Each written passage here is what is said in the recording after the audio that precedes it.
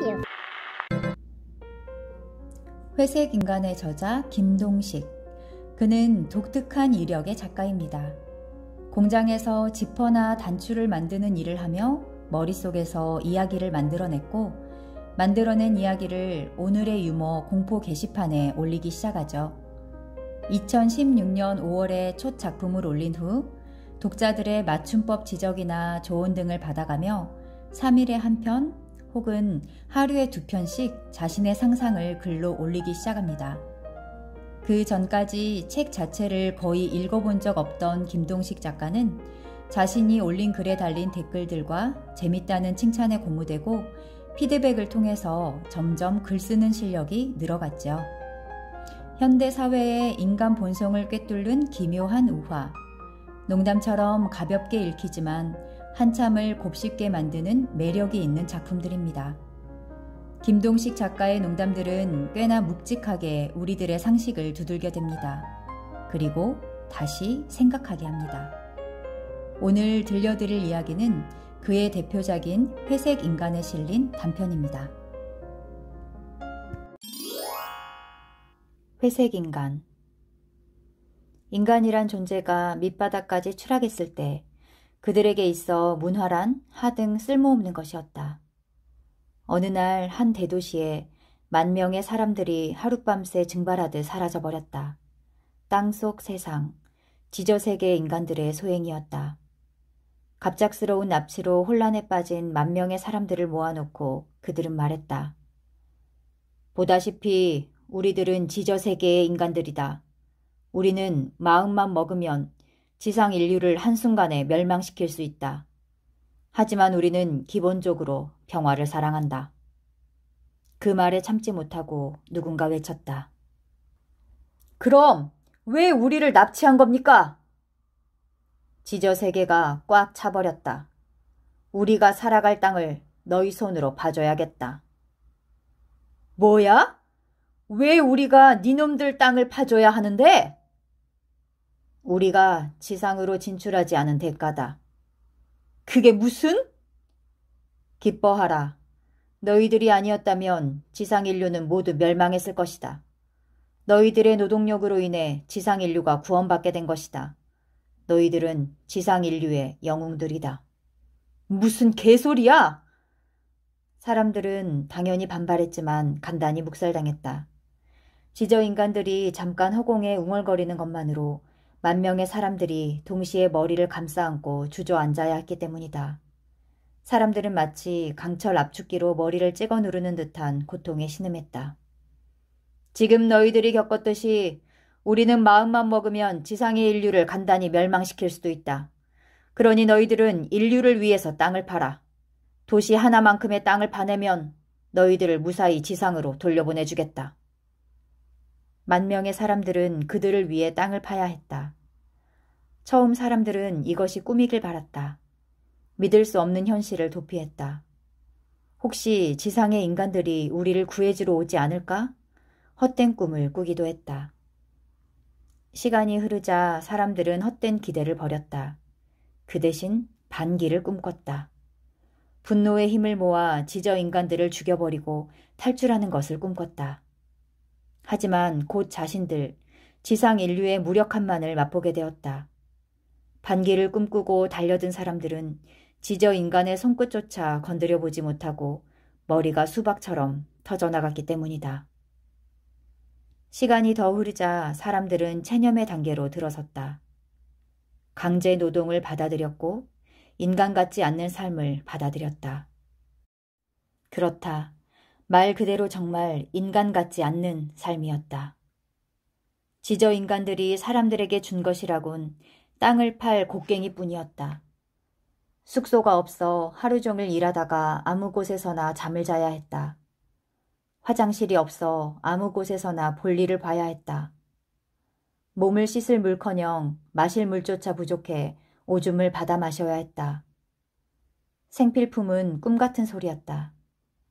시간이 흐를수록 옷이 해지고 낡아 대다수 사람들이 발가벗고 다녔다. 그래도 아무도 그것에 신경을 쓰지 않았다. 이곳에선 성욕조차 사치였다. 그 무엇보다 형편이 없었던 것은 먹을 것이었다. 지저 인간들이 제공한 음식은 진흙맛이 나는 말라 비틀어진 빵이었다. 사실 맛은 상관없었다. 그보다는 양이 문제였다. 음식량이 매번 턱없이 부족했다. 사람들은 단 한 번도 배가 불러본 적이 없었고 단 한순간도 배가 고프지 않은 적이 없었다. 사람들은 항상 지쳐 있었고 항상 배고파 있었다. 그런 사람들 사이엔 웃음이 없었다. 눈물도 없었다. 분노도 없었다. 사랑도 없었고 여유도 없었고 서로를 향한 동정도 없었으며 대화를 나눌 기력도 없었다. 사람들은 마치 회색이 된 듯했다. 그것이 흩날리는 돌가루 때문인지 암울한 현실 때문인지는 몰라도 사람들은 무표정한 회색 얼굴로 하루하루를 억지로 살아가고 있었다. 정말 많은 사람이 죽었다. 다쳐서 죽은 사람도 있었고 병들어 죽은 사람도 있었고 자살을 택한 사람도 있었다. 하지만 가장 많은 죽음은 배고픔 때문에 생겼다. 배가 고파 굶어 죽고 진흙빵 한 조가리를 두고 싸우다가 죽고 어떤 자는 원 없이 배부르게 흙을 퍼먹다가 죽기도 했다. 또 한 번은 사내가 다른 사내를 곡괭이로 찍어 죽이기도 했다. 사내는 건조하게 말했다. 이놈이 내 곡괭이 자루를 훔쳐먹었소. 그 말에 모든 사람들은 수긍하며 관심을 끊었다. 너무나 배가 고팠던 사람들은 이곳에서 유일하게 나무로 되어 있는 곡괭이의 자루 부분을 씹어먹었다. 그것조차 쉽게 먹지 않았다. 아까워서, 정말로 아까워서, 정말 배가 고파 참을 수 없는 지경에 이르렀을 때만 아껴서 조금씩 씹어먹었던 것이다. 그래서 사람들의 곡괭이 자루는 모두 길이가 달랐다. 한 손아귀만큼 남은 사람도 있었고 두 손아귀만큼 남은 사람도 있었다. 그런 소중한 곡괭이 자루를 잠을 잘 때도 가슴에 품고 자는 곡괭이 자루를 훔쳐먹었다니 죽어서도 쌌던 것이다. 그렇게 사람들이 죽고 몇 년이 흘렀는지도 모르게 되었을 때 10,000명이던 사람의 수는 절반 아래로 줄어들었다. 그즈음 사람들 사이엔 암묵적인 룰이 정해졌다. 땅을 많이 판 사람이 우선적으로 빵을 먹는다. 그것은 바로 희망 때문이었다. 빌어먹을 놈의 희망. 지독한 희망이었다. 도시 하나만큼의 땅을 파면 집으로 돌아갈 수 있다는 그 희망. 저만큼의 땅을 파낼 수 있을까? 상관없었다. 지저 인간들이 약속을 지킬까? 상관없었다. 아무것도 없는 땅 속에서 그들이 버틸 수 있었던 건 그 악마 같은 희망 하나 때문이었다. 그래서 그들은 땅을 팠다. 사람이 죽어나가도 땅을 팠다. 몸이 후들거려도 죽기 직전까지 땅을 팠다. 나중에 와서는 그 희망이라는 것도 너무나 희미하여 망각하게 되었다. 그래도 사람들은 땅을 팠다. 이곳에서 할 수 있는 게 그뿐이라는 듯이. 인간이란 존재가 밑바닥까지 추락했을 때 어떻게 될까? 인간에게는 아무것도 남아있지 않게 된다. 그저 배고픔을 느끼는 몸뚱이 하나만 남을 뿐. 이곳의 인간들에게 삶은 아무것도 아니었다. 일어나면 땅을 팠고 하루 종일 배고팠고 지치면 잠을 자고 다시 일어나면 땅을 팠다. 회색의 인간들은 입은 말을 할 줄 모르는 것 같았고 귀는 듣지 못하는 듯했고 눈은 그저 죽어있는 것만 같았다. 인간들을 살아있는 송장이라고 표현하기에도 아쉬웠다. 이곳을 무의미의 지옥이라고 부르기에도 아쉬웠다. 그런 이곳에서 어느 날 한 여인이 따귀를 맞았다. 짝! 한 사내가 여인의 뺨을 때린 것이다. 힐끔 쳐다보는 사람들의 시선에 사내가 말했다. 이 여자가 노래를 불렀소. 노래를 불렀다? 노래를 부르다니. 이곳에서 노래를 불렀다고? 사람들은 어이가 없었다. 미친 여자가 분명했다. 자네도 그래서 뺨을 때렸으리라. 더 어이가 없었던 것은 뺨을 맞고 쓰러진 여자가 얼마 뒤에 일어나 다시 노래를 불렀다는 것이다. 이번엔 어디선가 돌이 날아왔다. 깍! 짧은 비명과 함께 여인은 머리에 피를 흘리며 쓰러졌다. 그러나 누구도 동정하지 않았고 누구도 관심을 갖지 않았다. 사람들은 그저 회색 얼굴로 땅을 팠을 뿐이다. 그날 또 한쪽에선 한 남자가 사람들에게 둘러싸여 몰매를 맞았다. 그럴 만한 충분한 이유가 있었다. 이 새끼가 벽에다 돌멩이로 그림을 그리고 있었어. 그는 지상에서 화가였다. 하지만 이곳에서 화가는 필요가 없었다. 땅을 파기에도 모자랄 그 힘으로 그런 쓸데없는 짓거리를 하다니 사람들이 분노하는 것도 당연했다. 분노한 사람들에게 몰매를 맞은 그는 쓰러져 몸을 가누지 못했다. 그것은 곧 죽음을 의미했다. 이곳에서는 누구도 서로를 돌봐주지 않았다. 부상을 당한 자에게 빵을 나누지 않았다. 쓰러지면 그걸로 끝이었다. 지상에서 노래를 부르던 사람이든 그림을 그리던 사람이든 소설을 쓰던 사람이든 이곳에서 예술은 필요가 없었다. 인간이란 존재가 밑바닥까지 추락했을 때 인간들에게 있어 예술은 하등 쓸모없는 것이었다.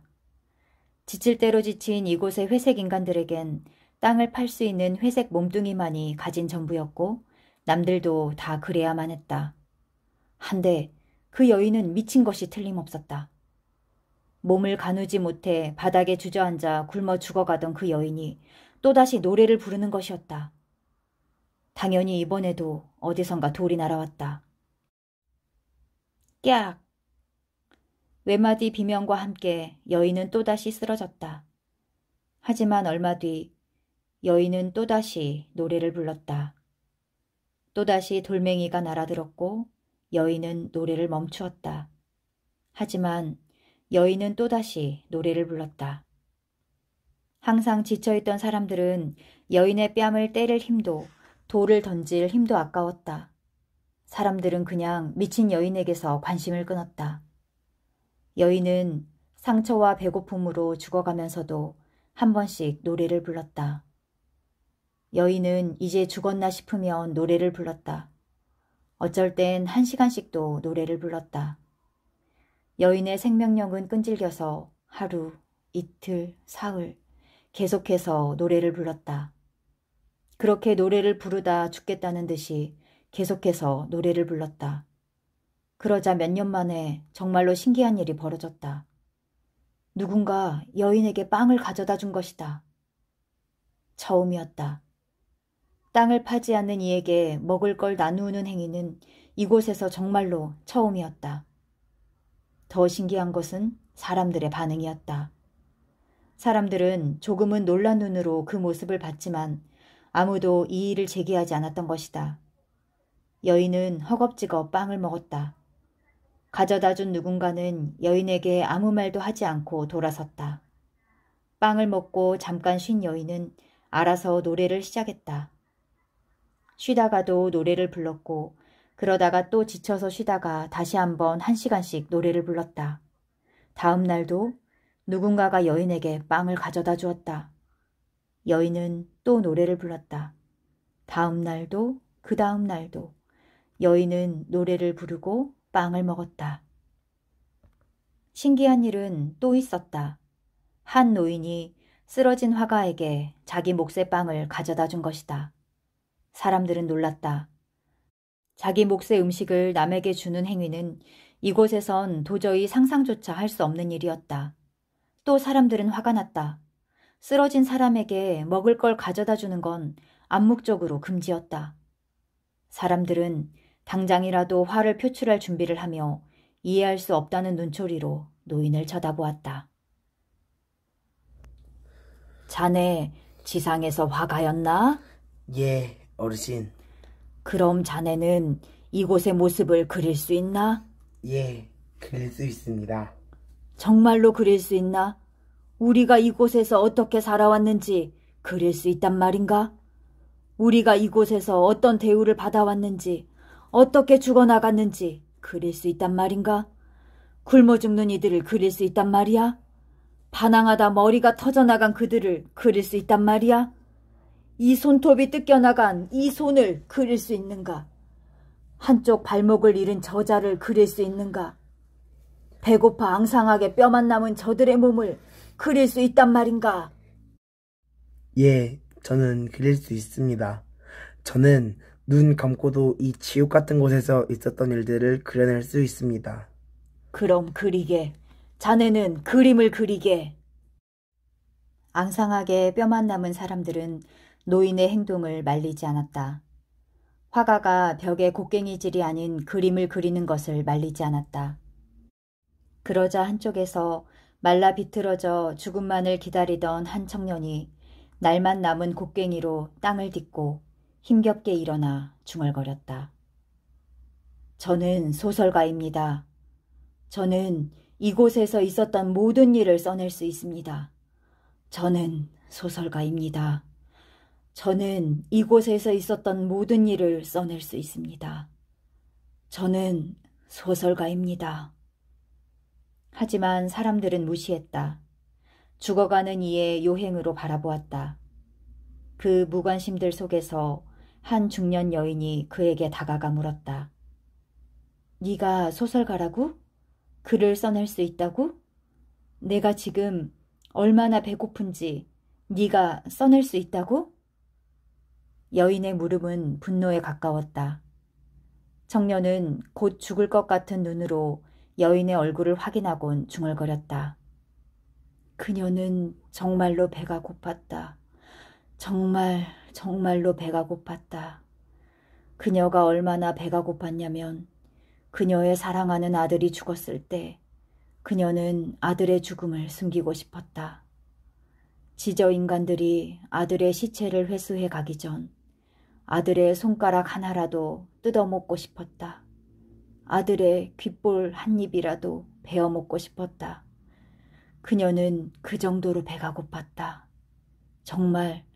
정말로 그녀는 배가 고팠다.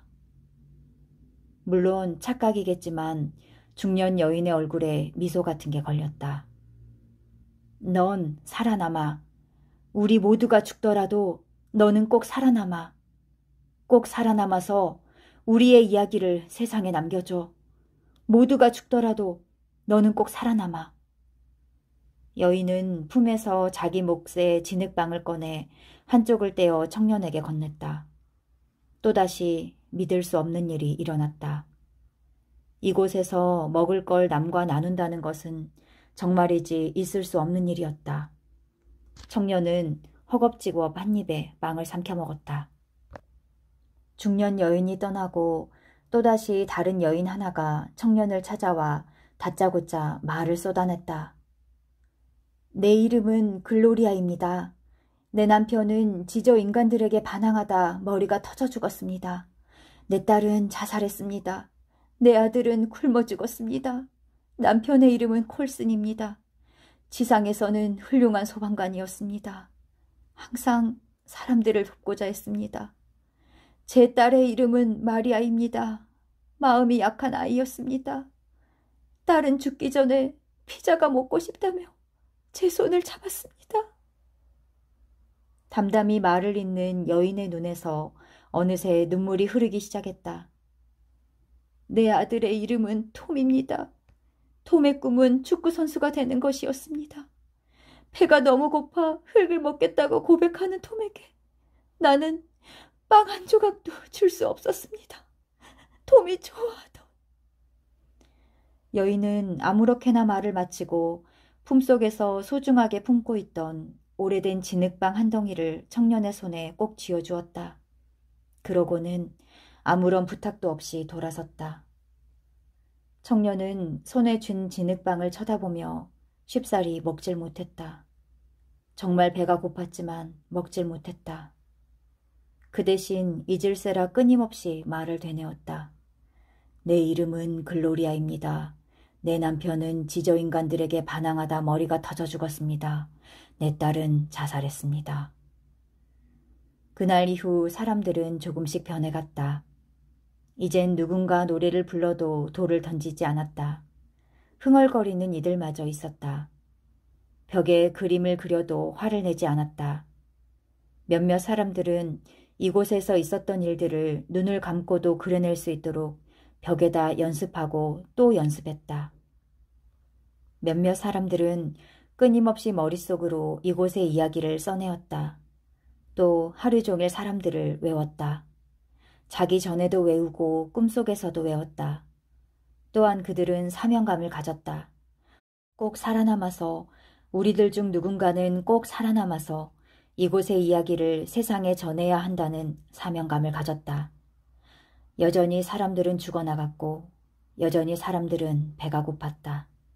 하지만 사람들은 더 이상 회색이 아니었다. 아무리 돌가루가 날리고 묻어도 사람들은 회색이 아니었다. 소녀와 소년, 누구를 선택해야 하는가? 모녀는 무작정 서쪽으로 걸었다. 핵전쟁으로 폐허가 된 세상.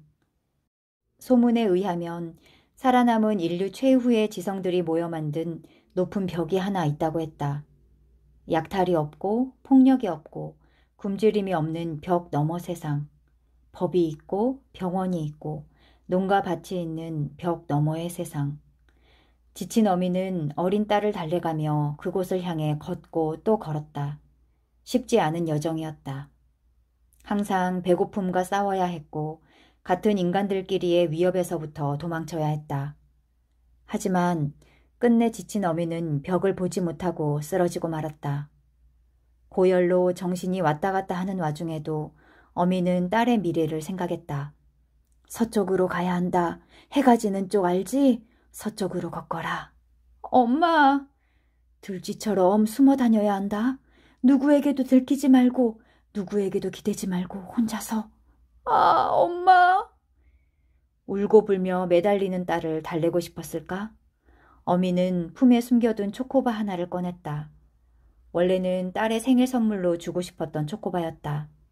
그게 아니더라도 최후의 최후까지 아껴두었다가 딸이 더 이상 움직이지 못할 정도로 지쳤을 때 그때 건네주고 싶었던 초코바였다. 아끼고 아껴서 정말로 참을 수 없을 만큼 배가 고파지면 그때 먹어. 엄마! 메말라 버린 줄 알았던 눈물을 펑펑 흘리는 딸의 머리를 쓰다듬으며 어미는 웃었다. 엄마가 미리 주는 생일 선물이야. 우리 딸 잘 참아서 우리 딸 생일이 오면 그때까지 살 수만 있으면 좋으련만. 생일 축하한다. 어미는 그 말을 끝으로 눈을 감았다. 엄마! 여인의 숨찬 호흡은 더 이상 말을 뱉어내지 못했고 하루가 지나자 숨을 뱉어내지도 못했다. 하루를 더 어미 곁에서 울던 딸은 서쪽으로 걸었다. 어미의 말대로 들쥐처럼 숨어서 배고픔을 참고 참아가며. 소년과 무리는 서쪽으로 걸었다. 그들 무리의 리더는 현명한 사람이었고 공평한 굶주림을 통해 균형을 이끌었다. 그들 무리가 선하진 않았다. 굶주린 이들에게 음식을 나눈 적도 없고 도움이 필요한 이들을 받아들인 적도 없었다. 그래도 그들은 리더의 통제하에 인간성을 지켜냈다. 굶주린 이들과 약한 이들을 약탈하지 않았다. 리더가 내세우는 희망 때문이었다. 우리는 벽 너머 세계에 도착할 것이고 그곳에서 시민이 될 것이다. 그 전까지 우리는 짐승이 되어선 안 된다. 인간이어야만 시민이 될 수 있다. 아무리 배가 고프고 힘들더라도 그들은 인간의 모습으로 서쪽으로 걸었다. 들쥐 한 마리를 잡아도 모두가 나눠 먹는 공평한 굶주림으로, 불가피한 식인 상황에서도 모두가 나눠 먹는 공평한 욕됨으로. 하지만 소녀는 그 공평함에 불만이었다. 소녀는 약자였고 배려받고 싶었다. 무리에서 소년의 눈물은 무기가 되지 않았고 소년의 아픔은 우선순위가 아니었다. 그래도 소년은 불만을 드러내지 않았다. 소년은 똑똑했다. 남들보다 똑똑했던 소년은 무리가 거대한 건물 잔해의 그늘에서 쉬던 날 그 건물이 무엇인지를 알아내었다. 남들보다 한 가지라도 더 아는 것이 항상 중요했다. 소녀는 이 상징적인 건물이 어디에 있었던 것인지 알고 있었고 그래서 여기서부터 벽 너머 세상으로 가는 길이 서쪽이 아니라는 것도 알게 되었다. 무리에 누구도 몰랐던 중요한 정보를 소년만이 알고 있었지만 소년은 밝히지 않았다. 소년이 똑똑했기 때문이었다. 소년이 하나 더 알고 있던 사실은 실은 북쪽으로 가야 하는 그 벽까지의 길이 아주 멀다는 것이었다. 지금 이 무리로는 절대 버텨낼 수 없을 만큼 말이다. 그날 밤 소년은 무리를 이탈했다. 무리의 모든 식량이었던 들쥐 4마리, 콩 통조림 3개를 훔쳐들고서. 소년의 계산에 자신 혼자서 식량을 독점한다면 벽에 닿을 가능성이 있어 보였다. 추적은 걱정 없었다. 아무것도 모르는 그들은 소년이 서쪽으로 향했으리라고 생각할 테니까. 리더가 내세우던 희망과는 다른 희망을 품고 소년은 북쪽으로 걸었다. 아, 소년은 벽에 도달했다. 기대했던 모습과는 달랐다. 고작 한눈에 들어올 정도로 작은 규모의 벽이었다. 커다란 돔 구장 하나 정도나 될까? 하지만 소년은 달렸다. 지칠 대로 지친 몸에 기운을 짜내어 문을 향해 달렸다. 멀리서 눈으로 보던 거리감과는 달라서 금세 지쳐 걸음이 느려졌다가도 숨이 안정되면 다시 힘껏 달렸다. 이윽고 벽의 문에 도착한 소년은 울면서 문을 두드렸다. 살았다는 의미의 눈물이 아니었다. 어미와의 약속을 지켜냈다는 사실에 흐르는 눈물이었다. 그런 소녀의 모습을 벽 너머 인간들은 모니터 화면으로 확인했다. 이런 저 어린 것이 어떡합니까? 문을 열어줍니까? 그들은 고민했다. 벽 너머 세상은 소문만큼 훌륭한 사정이 아니었다. 어린 입 하나 들이는 것도 심각히 고민을 해야 할 만큼. 이곳은 생존을 위한 계획도시입니다. 현재의 인구도 과합니다. 어제도 한 여인이 낙태했다는 사실을 기억하세요. 그렇지만 저렇게 어린 아이를 미쩍 말라서 뼈만 남은 것 좀 보세요. 사실 그들로서도 어쩔 수 없었다. 인류 마지막 지성들인 그들의 최종 목표는 지구의 환경이 돌아올 때까지의 동면이었고 장치의 정원은 이미 가득 차 있었다. 그럼에도 불구하고 지도부는 고민했다. 모니터 너머 소녀의 모습은 많은 이들의 안타까움을 자아냈다. 결국 하루만 의견을 나눠봅시다. 하루만 의견을 모아보고 결정합시다. 모니터를 보던 사람들은 그것이 최선임을 알기에 더는 아무 말도 하지 않았다. 어쩌면 회의에서 아이 하나쯤은 받아주자는 말이 나올 수도 있으리라. 헌데 이런 아이가 하나 더 오고 있습니다. 뭐? 소년이었다. 북쪽으로 향하던 소년이 마침내 벽에 도달한 것이었다. 소년도 소녀처럼 문을 두드리며 울었다. 누가 듣고 있냐고, 듣고 있으면 제발 열어달라며 울었다. 모니터 너머로 소리는 전달되지 않았지만 그 몸짓이 하는 말은 예상이 되었다. 아이고 저런, 어허 참. 대표는 냉정하게 단언했다. 둘은 절대 안 됩니다. 혹시 가능하다고 해도 한 아이만 가능합니다. 그 말에 모두가 반대할 수 없었다. 둘 중 한 아이. 만약 가능하다고 해도 둘 중 한 아이. 그럼 누구를 받아주어야만 하는가? 차라리 모두를 버리는 게 덜 잔인하지 않을까? 모니터를 바라보는 사람들의 얼굴이 폐허가 된 세상만큼이나 어두워졌다. 소녀와 소녀는 대화를 나누지 않았다. 소녀는 사람을 경계했고 소녀는 소녀가 짐으로 보였다. 그렇지만 열리지 않는 문 앞에서 하룻밤을 보내고 나니 어쩔 수 없는 동질감이 피어났다. 왜 문이 열리지 않을까? 몰라. 소녀의 질문에 퉁명스럽게 대답했지만 소녀는 여러 가지를 머릿속으로 떠올리고 있었다. 생각보다 실망스러운 벽의 진실, 자신들을 찍고 있는 모습이 보이는 카메라, 그럼에도 불구하고 문이 열리지 않음에 대한 불안감. 꼬르륵. 소녀의 뱃속에서 나는 소리가 너무 커서 소년에게도 똑똑히 들렸다. 사실 소녀는 콩 통조림 하나를 가지고 있었다. 북쪽의 벽이 예상보다 가까웠기 때문에 남길 수 있었던 비상식량이었다. 그것을 떠올린 순간 소녀는 소녀가 불편해졌다. 절로 인상이 찌푸려졌다. 자신 혼자라면 이 통조림을 꺼내어 먹겠지만 소녀가 그것을 본다면? 나눠달라고 매달리면 어떡하지? 벽 너머에서 카메라로 자신들을 보고 있을지 모르는데 거절할 수 있을까?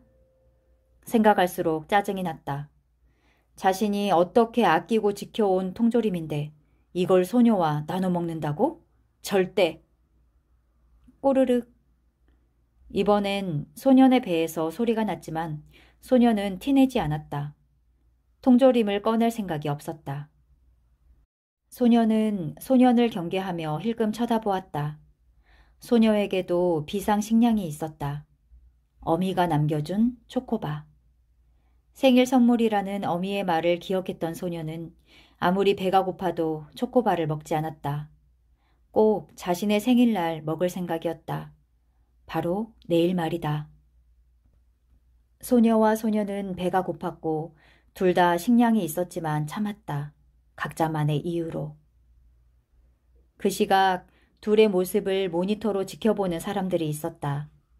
벽 너머 세상의 지도부들은 둘을 바라보며 고민하고 있었다. 둘 중 누구를 드린단 말입니까? 정녕 둘 다 드릴 수는 없는 겁니까? 그럴 수 없습니다. 자리가 없지 않습니까? 차라리 둘 모두를 외면합시다. 그게 더 낫습니다. 아니요.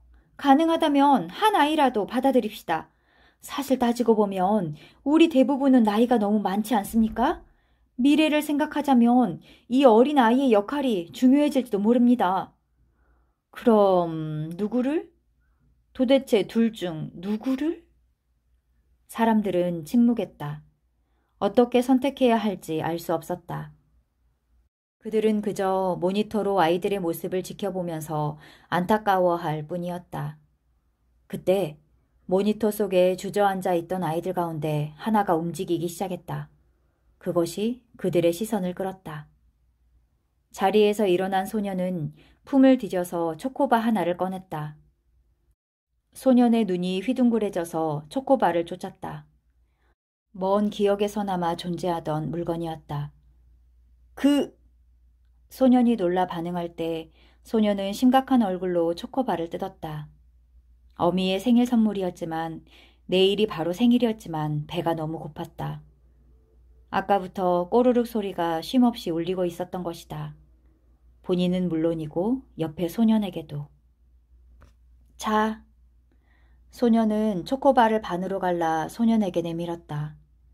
소년은 소녀의 마음이 바뀔세라 낚아채듯 그것을 받아 얼른 입안으로 쑤셔 넣었다.